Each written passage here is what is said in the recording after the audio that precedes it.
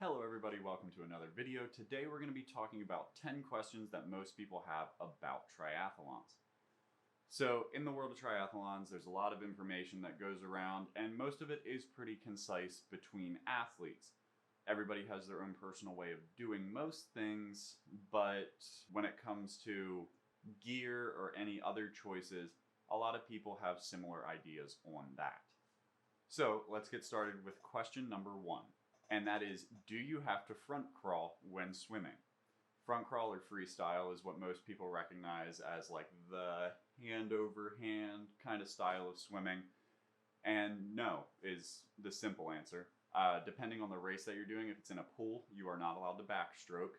And in most other races, when you start backstroking, one of the people in the kayaks or boats nearby that are kind of like overseeing the race may ask you if you're okay.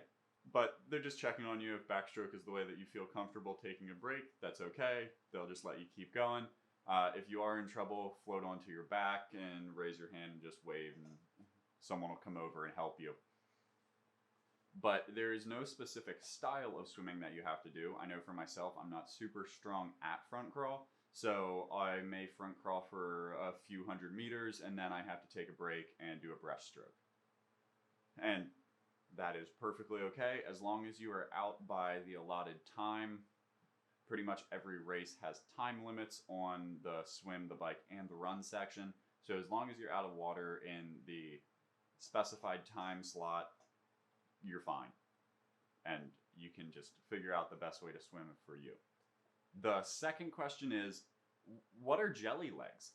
So jelly legs is a term talking about when you get off of the bike and start heading into your run.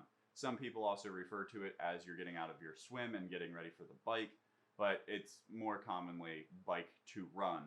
And it's just because your muscles in your legs are not quite used to what they're about to be doing. And so it takes about maybe a half a mile, sometimes only a quarter a mile of the run to actually get your legs underneath you and for your running form to come back, because at first your legs are kind of all over the place because they were used to doing the biking just like locked motion, and now they have to change up what they're doing. So that is what jelly legs are. Question number 3, does the transition zone affect your time? Unfortunately, yes. Unfortunately, for a lot of beginner triathletes, the transition zone is one of the hardest areas to maintain your time. And so you can practice at home, but on race day, you'll have a few more nerves and things might not go as planned. So it is good to practice it, but don't be too focused on your transition times. Once you start getting into the upper leagues where you actually have to worry about the competition, then it's okay to perseverate on that a little bit more. But for beginner triathletes, do not worry about your transition times. Make sure that you're having fun. Make sure that you're doing your best on the events themselves, and use that transition time to kind of catch your breath, make sure you're doing everything right, and make sure that your gear is all set up. Number 4 is helmet rules. So depending on the race league that you're with, it may follow some slightly different rules about what you are to do with your helmet. However, as a general rule of thumb, when you get out of your swim and you're going for your bike, make sure to put your helmet on first. Put your helmet on, then put your shoes on. If you have glasses, put them on, and then take your bike off the rack. Do not touch your bike before you have your helmet on. In a lot of leagues, that will disqualify you. And you don't want to go to a race and just simply forget to put your helmet on and get DQ'd for that reason. As well, once you're coming back into the transition zones after you've dismounted, put your bike on the rack, make sure that your bike is steady on the rack, and then you can take your helmet off. Anytime that your hands are in contact with your bike, you need to have a helmet on. If you don't have a helmet on, you risk that disqualification, and we really don't want that to happen to you because it's all about having fun. The 5th question that people commonly ask is, how much should I worry about nutrition? And I will say that depends. So if you're doing a longer race, such as an Olympic, half, or full Ironman, nutrition is going to be very important, especially for a full Ironman, that you should probably be talking to a coach about that, not me specifically. However, for sprints and Olympics, Some people choose not to have any nutrition other than maybe some water on the bike and some water on the run. But I personally eat a lot, and so I like having gels, and I normally put a Cliff Bar in my back pocket for my bike ride because I know I'm going to be able to eat on the bike, and I know that I cannot eat breakfast before. Like, I will choke down some oatmeal the morning before a race, but I know I cannot eat a lot. So then when I get to the bike, after I finish the swim, which is definitely the most nervous part for myself, once I get on the bike, I relax a lot more. I know that I'm comfortable in that position, and so then I can eat a Cliff Bar, get a little bit more nutrition in me, but then throughout the rest of the race, I really don't use much other than drinking some water. However, that will be very specific to you. So if you notice in your training that by the time you finish a 5K, you need something to drink, then it'd be a good idea to plan on drinking some water during your run. Or also for your bike ride, if during 15 miles you know that you go through 2 bottles of water, make sure to have those 2 bottles of water for your race. So while nutrition is important for everybody to look at, depending on the level of race you're doing, that is really where the changes are going to need to happen. If you have any further questions about nutrition during a race, feel free to leave those questions in the comments below, and I'll get back to you. For the 6th question, we're going to be talking about wetsuits, and more specifically, do you actually need one for your race? So I'm going to read like the rules here about wetsuits. So USA Triathlon rules state that competitors may wear wetsuits if the water temperature is 78 degrees or lower.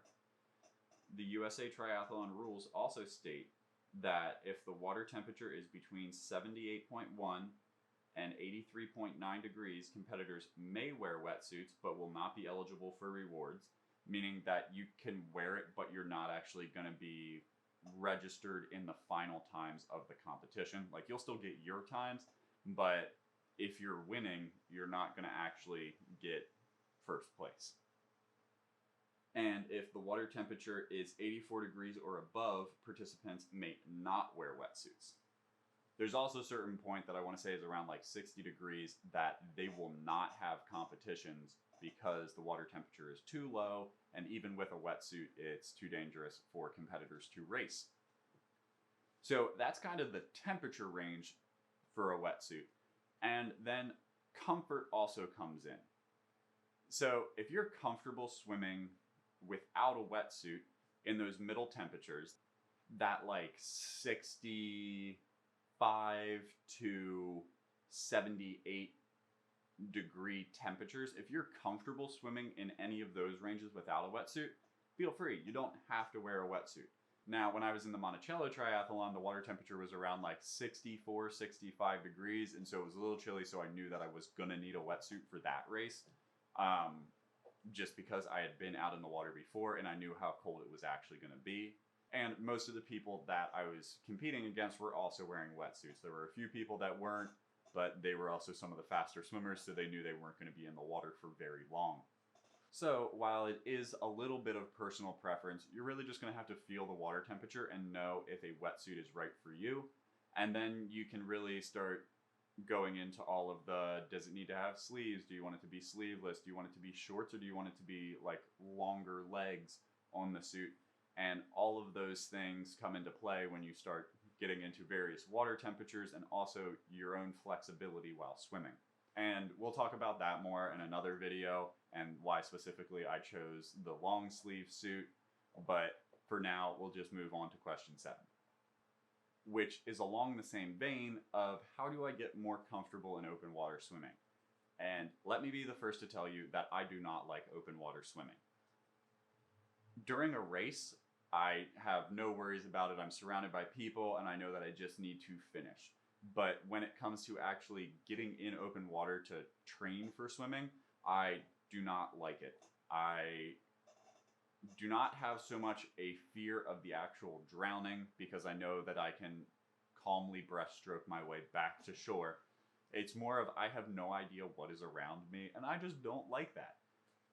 So something that's really helpful when training for open water is choose an area that you know is a swim beach.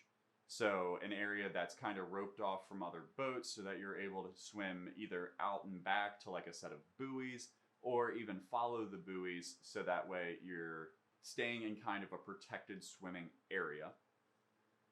It may also help if there are other people there. While you do not want to be running into them, just having other people in the water can help calm you down a lot, which is going to be kind of like tip number 2 for open water swimming is swim with a friend.